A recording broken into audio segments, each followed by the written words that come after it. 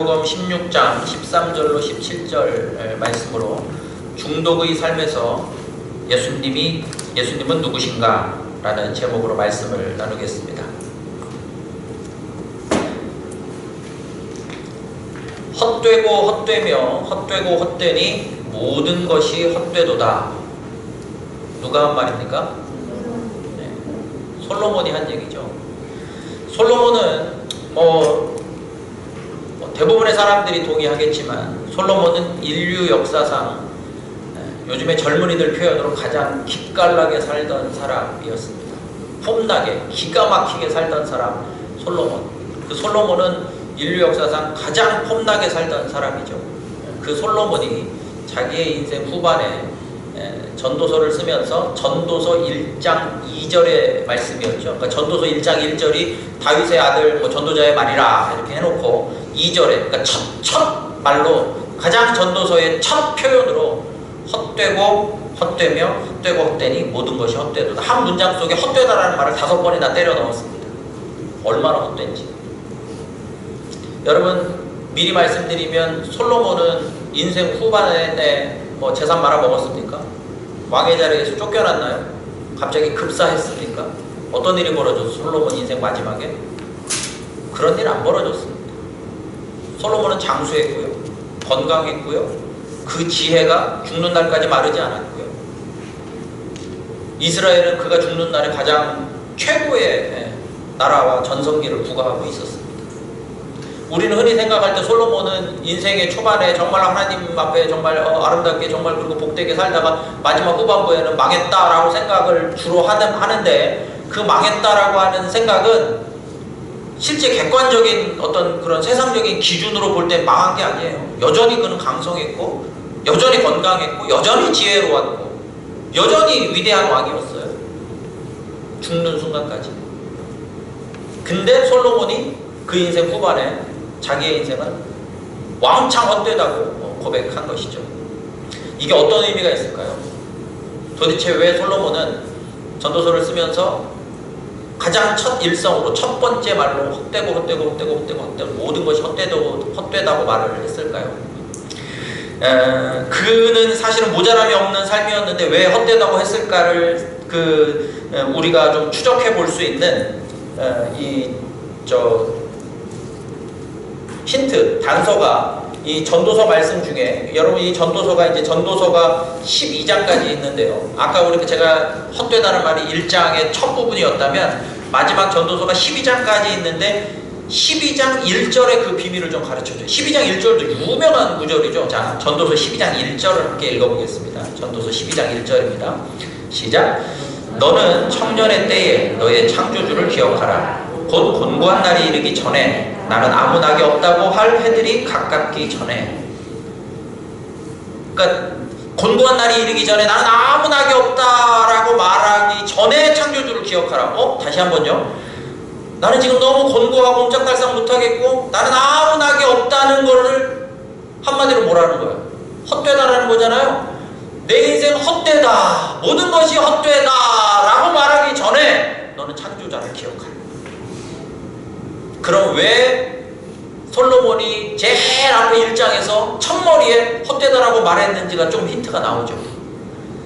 솔로몬이 인생을 다 살아놓고 내 인생은 다 헛되다. 아무 낙이 없다. 나는 인생은 곤고하다 라고 말한 거야. 1장 1절에 1장 2절에. 그런데 그거 왜 그렇게 말했나 봤더니 맨 마지막에 그렇게 헛되다고 말하기 전에 너는 창조주를 기억하라는 거야. 다시 말하면 솔로몬은 자기의 인생의 가장 빛나던 시절에 창조주를 잊어버리고 살았다라는 고백을 하는 중이죠.